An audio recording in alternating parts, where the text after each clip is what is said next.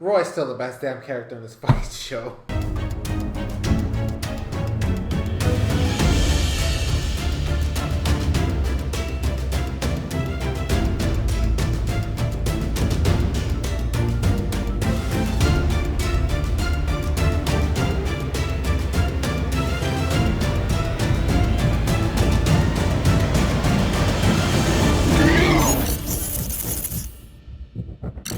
Yo, what is up, Crocks and Clan members, Poke fans? We are here with episode 37 review of Pokemon Horizons, and my goodness, it's just, see, this is what I was missing. Okay, this is exactly what I was missing from all these episodes and all this stuff. Like, don't get me wrong, I like Liko, I like all the other characters. Well, Freedom's still iffy with, okay, but the other guys, they're okay, they're good and stuff. But I've always said, when I was doing my reviews early on in the series, that Roy is my favorite character in the show. And this episode encapsulates it even more. Oh my goodness gracious. Like, he's just such a fun character, okay? So, give you guys a premise of what's going on in this episode. They got another job, because they're trying to raise money, because for some reason these people are broke and don't know how to manage their money. And they're supposed to help out in this excavation site by removing some boulders, okay? They're going to use the Brave Asagi to lift this boulder and move it out of the way. I guess that's their plan, okay? So they're in this fucking desert, and I visioned it as not the Relic Castle, the fucking, they're in Gen 5 games, when you're in the desert area, there is a castle underground in some ruins, okay? And I don't remember the name of the place right now because it escapes me, okay? I've had a long day today. So don't judge me, okay? So it gave me flashbacks of that place because it literally has a sand trap that you go down, and then there's this whole other area, and you get some items, and you can find your way back up and stuff like that. So, who do we have here? We got... debatably, my favorite mon from Gen 5, which is Crocodile. There is some contention, but for the most part, I'm more confident in saying that Krock is probably my favorite Gen 5 mon. And my goodness, I will say that I don't like that they have to do this whole, it's a female crocodile, so it's got to have these fucking lashes just to show off that it's a female. Okay, there's no way to distinguish them, okay, in the games right now, canonically. So they have to add these features to make it be like, it's a freaking girl, okay, it's a female, and you know it because of the eyelashes, So that's how you know she's a girl, because she has these eyelashes, that's because there's no other way to distinguish them, that's the one thing. And also the fact that it was a crocodile that apparently is married to a crocodile. That was also a little weird. Okay, I would have expected 2 crocodiles because it just feels weird that you have this big crocodile and a bunch of Crocoroks, except for one who's apparently the dad. Okay, that was also weird because then when you picture it, you have all these Sandals with the babies, right? They're the babies. So what the fuck are the other Crocoroks? They're the same fucking size. They didn't even try to show off that there's different heights for these Crocoroks to show that the dad Crocorock is somehow older and more mature. No, he's the same size as all the other ones. So you mean to tell me that this Crocorock is out here having babies with the crocodile? It just feels weird, okay? Especially since it's the same. He looks the same as the other ones. Are the other ones their children too, or are they friends? What's going on here? We don't get that. That's the only issue I have with this episode. So that it was just weird as hell. But I will admit, I thought I was gonna be, or you would expect me to be upset, and it's a little weird that they're trying to show off that they can kill Pokemon, because they literally talk about exterminating them. Okay, and these are not bad guys. Okay, these aren't the typical we have villains that are over here endangering Pokemon. These are just your everyday people who are trying to do a job but are being stopped by Pokemon interfering, right? These are Pokemon that they don't know the reason for it, but they're destroying equipment. So in their mind, they're a nuisance, so they want to exterminate them. You could just remove them from the area, rehome them if that's the thing. Exterminating them seems a little off and a little rough, but it does give the illusion of like how it is in the real world. Okay, if humans, because humans are selfish creatures. Okay, we fucking suck as a species. So if humans are trying to do something, and something's in our way, we do everything in our power to get rid of that obstacle and then do what we want to do. Okay, so it happens in nature all the time. You know, we have to rehome so many animals, or we exterminate a lot of area for where these animals live. So it's a nice parallel to show that even in the Pokemon world, humans are still garbage. Like, it's not like they had they're bad intentions. Okay, if you look at it from the point of view as a person who really likes animals, they're really evil people for even suggesting exterminating these beautiful creatures. Okay, but I like the parallel with the real world, that's how humans are. Okay, they're not technically considered evil because they're trying to achieve a goal, and because humans are so, we're small brains, selfish, beings. So if it's not helping us, then it's not a good thing. That's the way we see it. That's the way we've been programmed. Okay, I'm not saying it's the correct way to be, but that's the way it is. Currently in the real world, that's the way it is. So I actually like the fact that they did that. And on top of that, then we got the best part. It's a fucking Roy episode.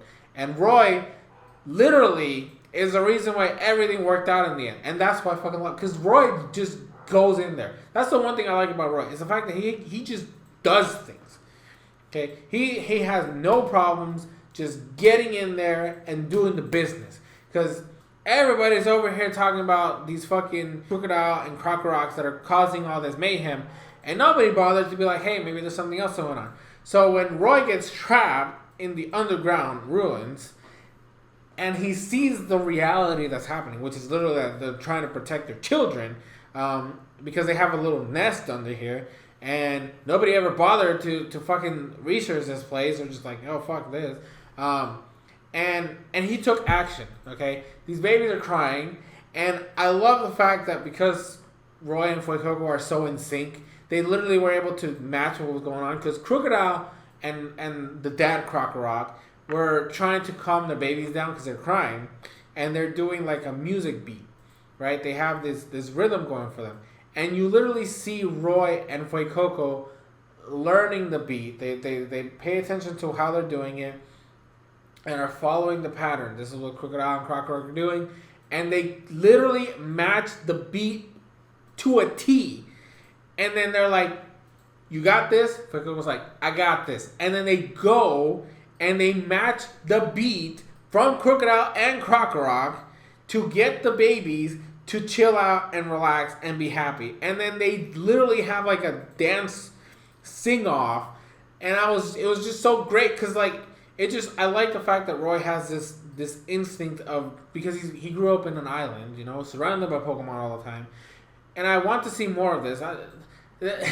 I feel bad because I'm over here asking for them to show off one character over the others, but you can't fault me for that, okay? I like the fact that we have a character who's in tune with Pokemon to this degree, because like everybody else just feels like they're in their own little world, but because of Roy's history and backstory of being on an island without civilization, and it's just their village and wild Pokemon, this is the type of stuff that shows off that he is able to connect with wild Pokemon in a different way than everybody else, okay?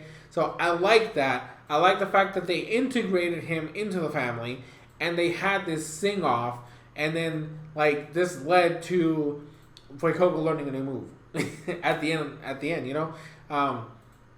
And I love the way, like, okay, this was also another thing. I have to say this because it really impacted. As soon as everybody, like Liko and Freed, which again, Freed sucks as a bodyguard. He took 2 children into a ruins to investigate this issue, okay? And he put them in danger again. Like, why do we trust this man to take care of these kids?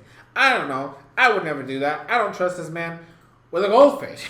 Okay, he can't protect shit. He's a shitty bodyguard because he literally Roy disappears in like the first 2 minutes of them being on the fucking ruins, and then like I will blame Cap for the other part when they like get dragged into the quicksand. Okay, I blame Cap. But at the end of the day, Liko got dragged by quicksand because this man took her to ruins and then was like, yeah, let's just investigate and come with me. And then they, like, she could have fucking died.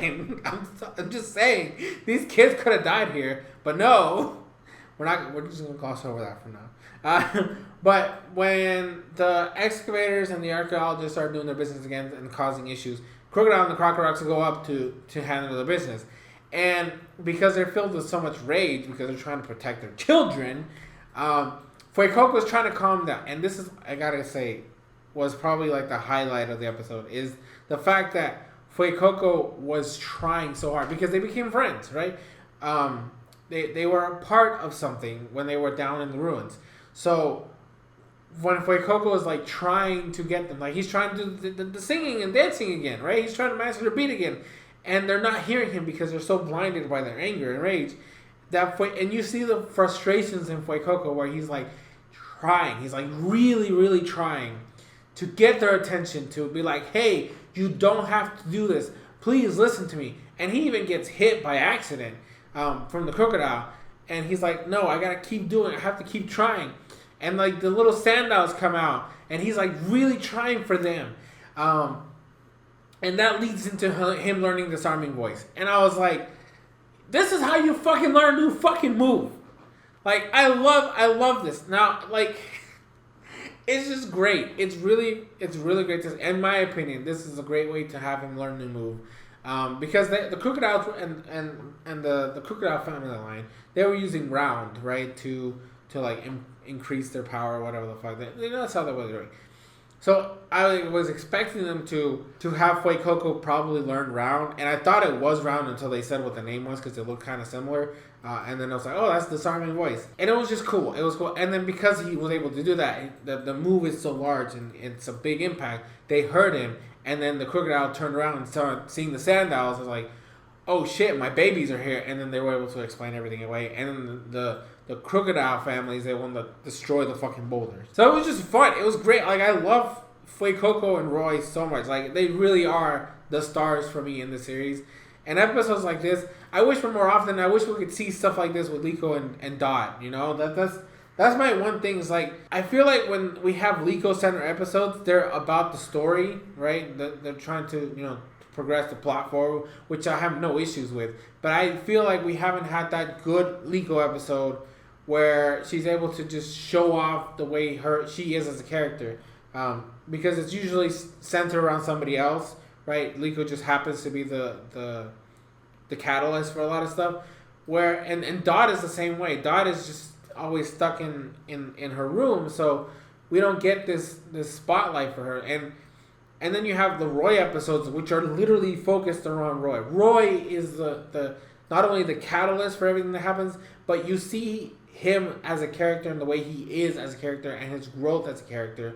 And it helps Fuecoco in the long run. So I want more episodes like this for the other characters, okay?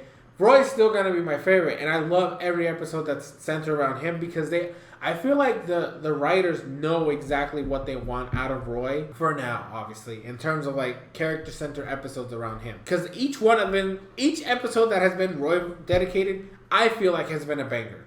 All of them. Every single. I don't think they have missed a single mark when it comes to a Roy Center episode.